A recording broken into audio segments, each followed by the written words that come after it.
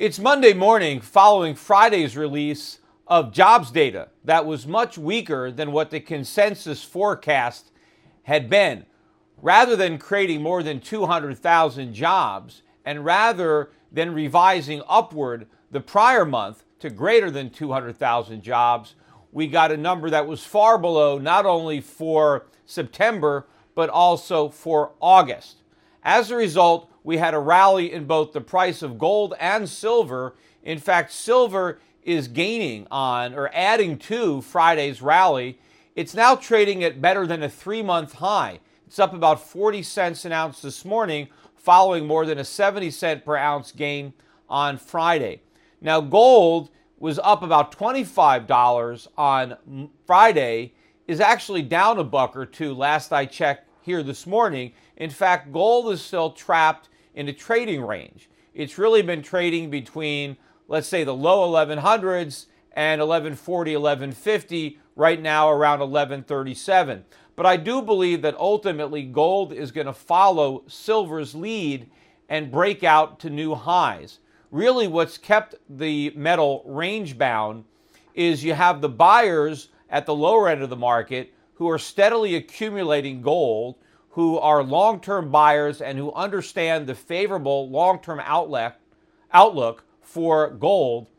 And you have all of the speculators who are bearish on gold because of their false beliefs that the Fed is about to raise interest rates and that higher interest rates are going to be bearish for gold. I think they're wrong on both counts. First of all, even if the Fed were about to raise interest rates, which I have never believed was the case, but even if that was in fact the case, there is no historical evidence to suggest that the rate hikes would actually be negative for gold. If you look historically, there are some times where rate hikes are bearish for gold, and there are other times when it's not.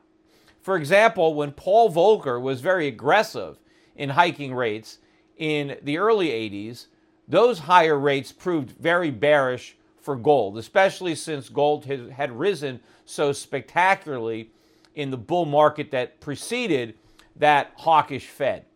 But if you look at the experience more recently with Alan Greenspan, the way he raised interest rates very slowly following the Fed's cutting them to 1% in the aftermath of the bursting of the dot-com bubble, those moderate rate hikes were very bullish for gold. Even if the Fed were to raise interest rates, the pace that Janet Yellen was talking about was going to be much slower than the Greenspan pace, which was extremely bullish for gold when the Fed hiked rates as slowly as it did. Because Yellen has always said that the first rate hike is not even that important. What is important is the fact that she's going to be so late or so slow in raising them again and so moderate in her approach. And in fact, the rate hike that she was talking about or bluffing about was only 1/4 of a point. I mean, that's nothing. How would the moving rates from 0 to 0.25 to 0.25 really undermine the case for owning gold? It wouldn't.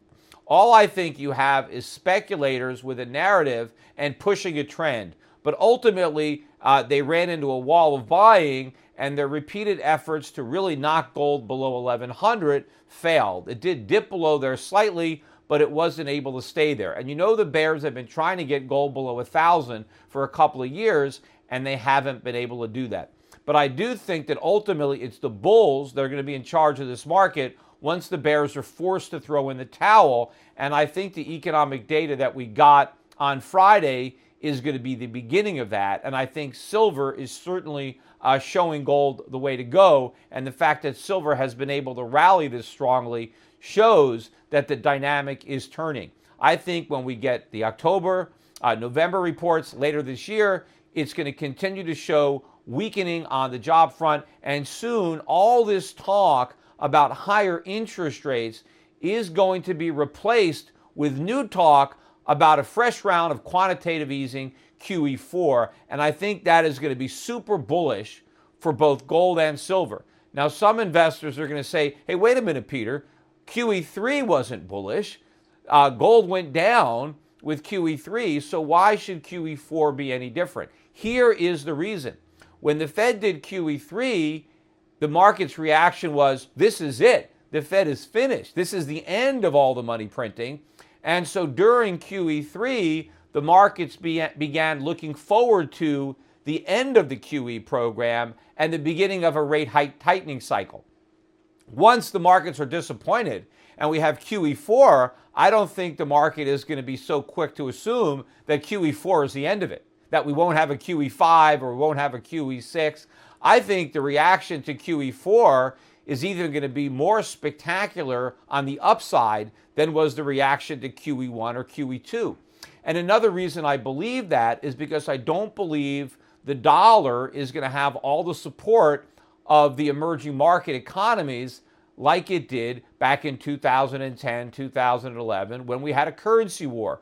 All the emerging markets tried to limit the dollar's decline against their currencies. And I think that also limited the gains for gold, which of course are priced in dollars. But this time around, I do not believe the foreign central banks are going to make the same mistakes. I think a lot of these economies now realize that the biggest problem they've had over the last year or two has been a stronger dollar and the anticipation that the dollar will get even stronger. So I think a weak dollar will provide some much needed relief to all these economies. And of course, if all of their currencies are rising against the dollar in tandem, then no one currency is going to worry about losing some type of competitive advantage relative to another, because I think the dollar is going to sink against all currencies, including the yuan. I think, though, what's important for the gold and silver market is that this myth is about to die. The pretense that the Fed is about to raise rates, that a rate hike is just around the corner, is going to end. It cannot withstand all of this new negative economic news. In fact, I think I read that Goldman Sachs is now saying the Fed is more likely to raise rates for the first time in 2017 than 2016. Forget about rate hikes this year. They're saying forget about it for next year, that it's not going to happen until 2017. Well, one thing that Goldman Sachs is overlooking is between now and then, we're probably going to be back in recession. And what does that mean? That means QE4. In fact, there's a pretty good chance that we might get a negative GDP print for the third quarter. And if we get a negative GDP print in the third quarter, I bet we get one in the fourth quarter too, and that means we're in recession. And of course, we know what the Fed is going to do. And don't think that it's crazy for me to forecast this, because remember, the Great Recession of 2008 began in December of 2007. And by the middle of 2008, just before the financial crisis, no one on Wall Street or the Federal Reserve even had a recession anywhere in its forecast, even though the economy had been in one for more than half a year. So it's certainly probable the Fed has made the same mistake again and has either overestimated the strength of the U.S. economy or has been afraid to admit just how weak the economy is out of fear of starting a self-perpetuating spiral. But in any event, I think that this trading range in gold is going to break, and my advice would be not to wait for the breakout, to anticipate that breakout and buy now. And as far as silver is concerned, it's already broken out. But the good news is both metals are still very cheap, not only relative to where they've been in the past, but relative to where I think they're going to be in the future. Thanks for listening.